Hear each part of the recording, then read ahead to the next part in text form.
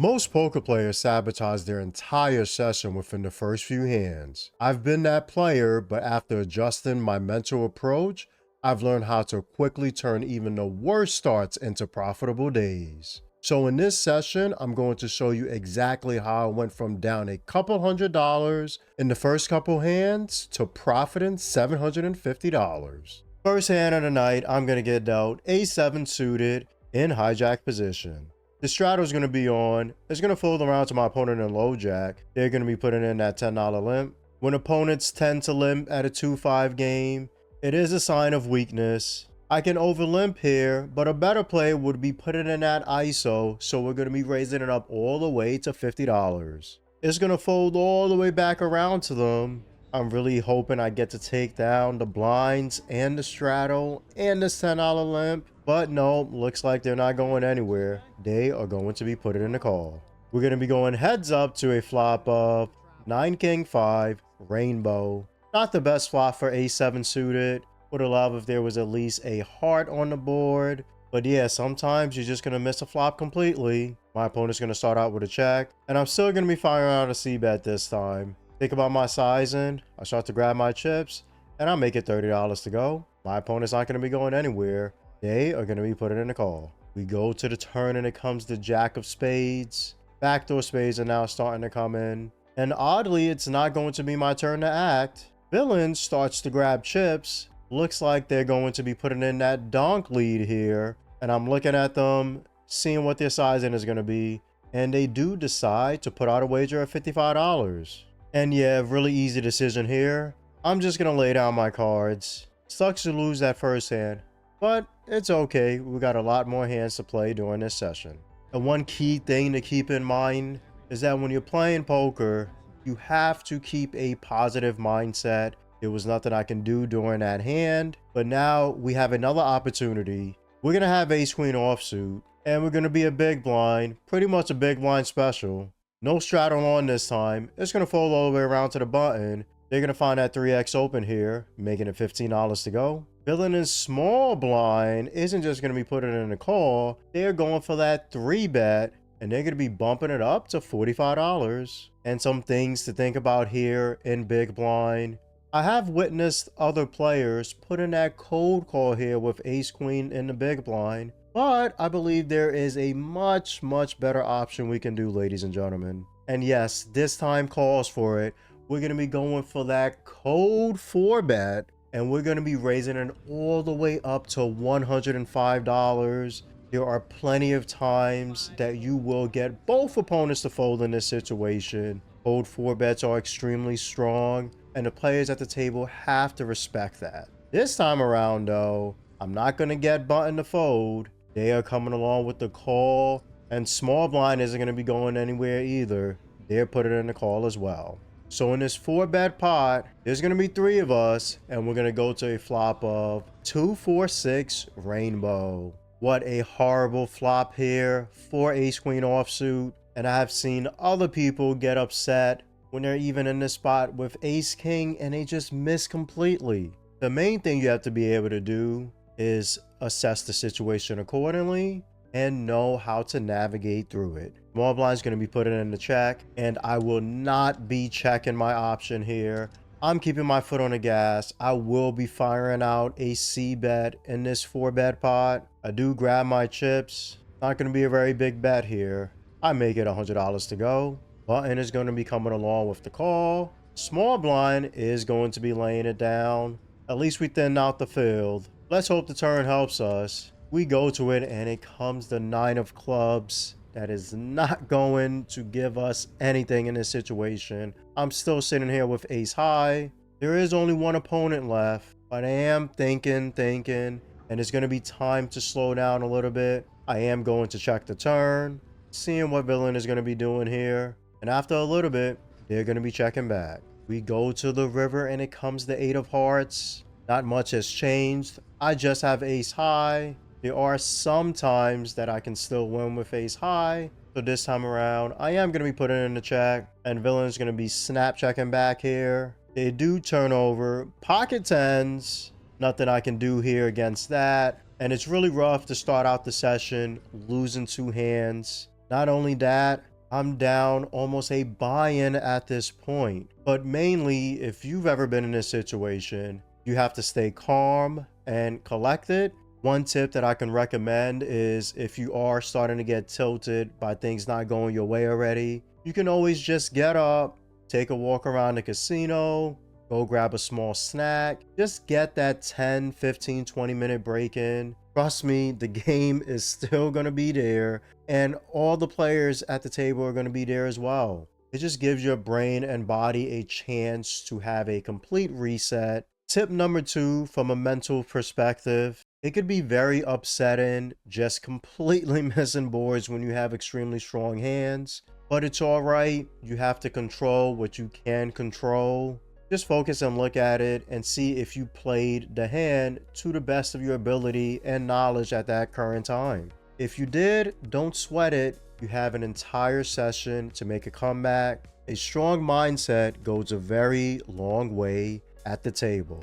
And if you're interested in more mental tips for poker or other tactics for becoming and consistently staying a winning player, click the link in the pinned comment to join my free email list. All right, let's turn this session around. Let's get it. I have pocket fours in hijack position. I'm going to be opening for $15. Most of my opponent in big blind. They're going to be defending, and they put in a call. So we're going to go heads up to a flop of 7-5-4, 2 hearts. Oh, baby. This is what I'm talking about. Things can turn around very quickly in a session. We're going to have bottom set on the board, but a set is just so strong in poker. Let's hope our opponent has something that is connecting with this board. They're going to start out with a check, and there's no reason to check back here. We want to start putting as much money in this pot as we possibly can. So I do grab my chips, and I'm going to be putting out a bet of $25. After a couple of seconds, my opponent is going to fold though. And here's another tip for that mental game. Sometimes you're going to make hands in poker, extremely strong hands, and you're just not going to get paid. It's funny, I have seen people just angrily flip over their cards, start whining at the table, getting so upset, huffing and puffing. If you have done this before, that just means you have to work more on your mental game. In this situation, when it happened to me, after almost being down a buy-in, I didn't even sweat it because I know there is still a long session ahead of me, and it just means my opponent didn't have anything to continue with. What can you do, right? Everything's gonna be okay. Let's just hope when we make a hand next time, we can finally get paid. One of my favorite spots to play in poker, it's gonna be in the blinds. We have King 9 suited, the heart variety, in small blind position. And it is going to fold all the way around to me in the blinds. Some blind versus blind action here. And if you know me or have even played with me at any tables, I do not offer any chops when it's blind versus blind. I'm here to battle. And if you are sitting at the table, you should be here to battle too. Blind versus blind spots are so hard to navigate, even for players who are professionals. So I do not like letting people off the hook. I know it's a spot I'm very comfortable in. And in poker, you want to play as much spots you are comfortable in as possible. I'm going to be finding that 3x open here. I make it $15 to go. After a couple of seconds, they are going to be putting in a call. We're going to go heads up to a flop of Queen Deuce 4, 2 hearts. Looking pretty good here. I have an overcard to the board with the king, so we can still turn or river a top pair. We are drawn to the king high flush. That's going to be the second nuts. Really hope that we can get there at some point. And I am the pre-flop aggressor. A lot of people may like to see bet this spot, but I'm not going to be doing that. I'm going to start out with a check. Looks like Villain is going to be doing the bet himself. He grabs his chips and he's going to make it $15. And this is a spot I could put in a call, but nah, we're not going to be doing that. I'm going to be going for that check raise in this blind versus blind situation, and I'm going to be bumping it up all the way to $50. And after a couple of seconds of me putting in that check raise, my opponent is going to fold face up, and they show pocket jacks to JJs. Are you kidding me? I am so surprised to see that hand. Pretty crazy, right? See, that's the beautiful thing in poker. Last hand, I had a made hand, a set, and I didn't make much money. But this time, because of my experience in blind versus blind spots, I was able to take down a pot, and I don't even have a made hand yet. So yes, I'm more than happy in this spot. And can you give me a reason why in this blind versus blind situation, I decided to check on the flop and go for the check raise instead of putting in that C bet? Let me know as usual in the comments below. And if you did love how I played that hand and want to get more comfortable in blind versus blind situations and not be that person that just goes chop it up all the time, click the pinned comment below to receive future emails that's going to take your blind versus blind game to the next level. 10-7 suited, and I'm playing this hand from hijack position. A little bit crazy, but let's get it. It's going to fold to me, and I am going to find that 3x open here. I'll make it $15 to go.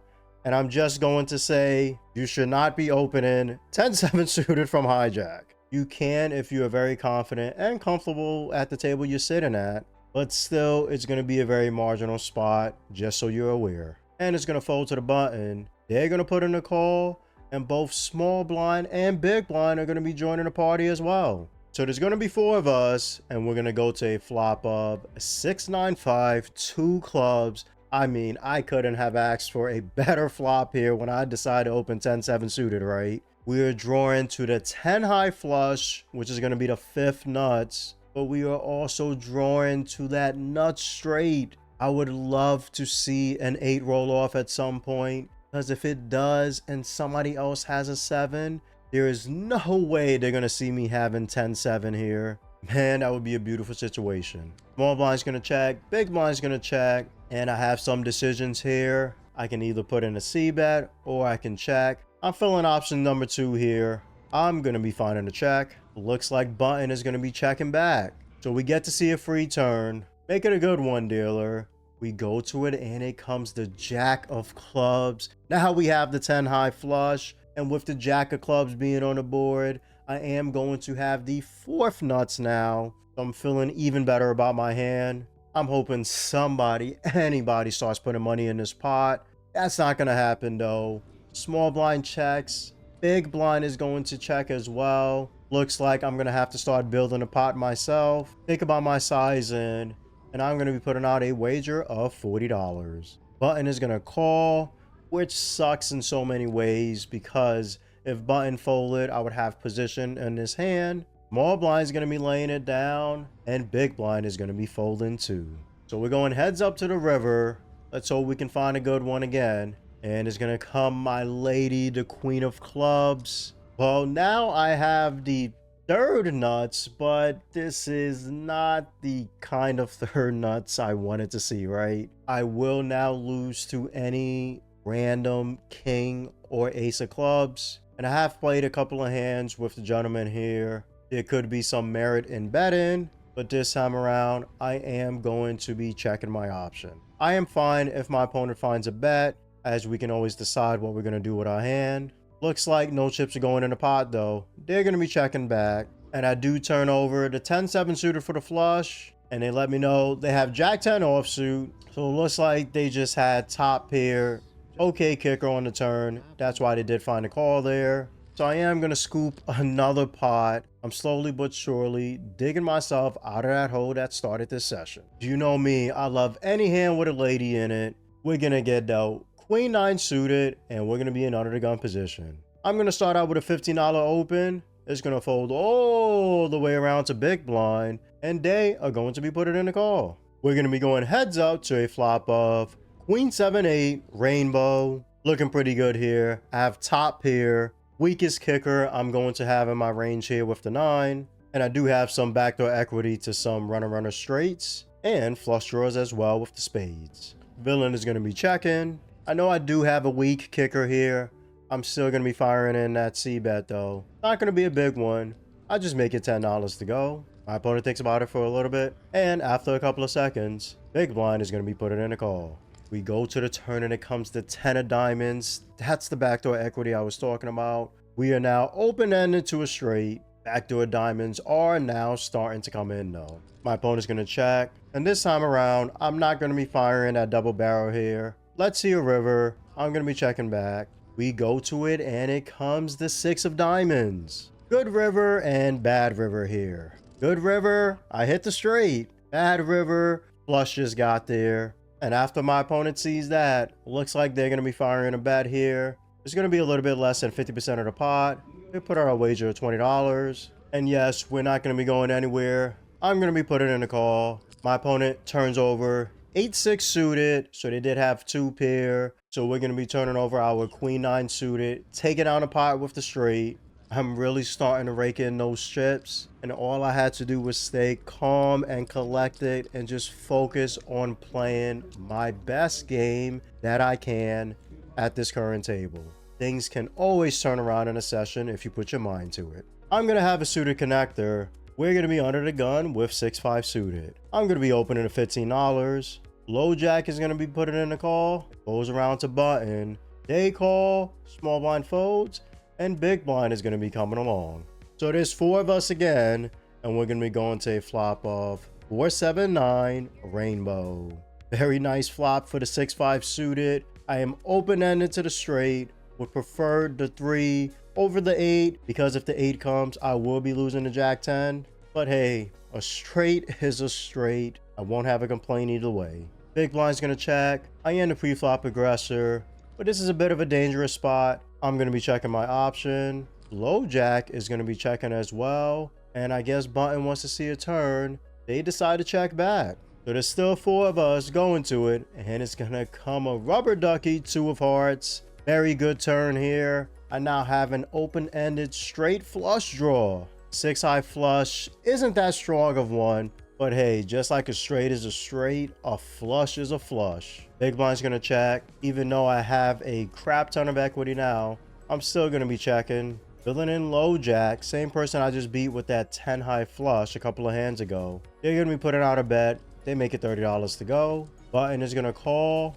Big blind's gonna fold, and I start thinking about my options here. I could put in a call, but hey, we are going to be turning up the aggression this time. We're going to be going for that check raise all the way up to $160. That's going to be over a 5x check raise. My opponent starts to go into the tank. That's what I want to see. Am I going to get the fold though? No. They're going to be putting in the call, but button is going to be laying down their cards. All right, let's see a good river dealer. We go to it, and it's going to come the ace of diamonds. Not the river I wanted to see. Talk about a brick city here. I do think about my options here for a bit. A lot of factors affect my decision here. Ultimately, I decide to check. Yes, I know I don't have anything, but we are still checking. And after a couple of seconds, my opponent announces they're going to be all in and can't do anything with 6 high. I'm just going to be laying down my cards. And yeah, I decided to make an aggressive play. It didn't work out. Sometimes it does work out. I'm completely fine with my decision. Can't win every hand in poker. And the sooner you realize that, the better you will be able to navigate the tables. Next hand we're going to get dealt King 2 suited, and we're going to be on the button. Under the gun is going to be putting in a limp, which they have been doing a lot of this. Is going to fold all the way around to me on the button. And yes, since they've been putting in a limp so many times, I'm going to be finding that ISO, and I'm going to be raising it up all the way to $25. He's going to fold to my opponent in big blind. They're going to be putting in the call, and under the gun is coming along as well. So there's going to be 3 of us headed to a flop of 10-6-9 rainbow. Not the flop you want to see when you put it in ISO with King 2 suited. But hey, there is 1 club on the board. Maybe I can hit 2 more. And a king can roll off where, yes, I don't have the best kicker, but top pair is top pair, right? Big blind's going to check. Under the gun is going to be checking as well. And I was extremely aggressive pre-flop, but not going to be aggressive on this flop. Let's see a free turn. I'm going to be checking back. We go to it, and it comes the jack of clubs. Now we're talking a little bit. Would love to see a lady on the river. And if a club rolls off, we are going to have the second nut flush. Big blind checks. Under the gun checks. And yeah, I'm starting to sense some weakness from both these players. Don't have a made hand. I just have a flush draw and a gutter. Technically, last hand, I had more equity. And have you ever been in a spot where you just missed a beautiful hand, Brick City on the river, and now you're like, oh no, I just missed my last hand. Oh my goodness, I'm scared. I don't want to bet again without having the hand, and then I just miss it again. Yeah, some people think like that. But another tip, that is not the mindset you want to have. Please understand, every hand you play at the table is independent from all the other ones you played during the day. And just because I didn't hit last hand doesn't mean I'm automatically not going to hit this hand. So yes, I'm not going to have that affect my play. I'm still going to be firing out a bet in this pot, and I do grab my chips. It's going to be a big one. I make it $55 to go. I'm okay if everybody folds here. Well, big blind is going to call, and under the gun is going to be folding. Let's go to the river, and it's going to come. Yes, a 5 of clubs. Let's get it. Woo, what a sweat, right? More than happy I hit the flush this time. And I'm jumping for joy when I see big blind start to grab chips. They're going to be leading the river. They don't make it a big one, though. They just bet $50. But hey, free money is free money, right? You already know we got to go for the raise. The question is, what size is the best size to go with here? And I'm going to be going for it. So for the first time of the night, it's going to be an Art Jemima moment. I am all in on the river with the second nuts. Can we get paid? And it didn't take them that long to make a decision.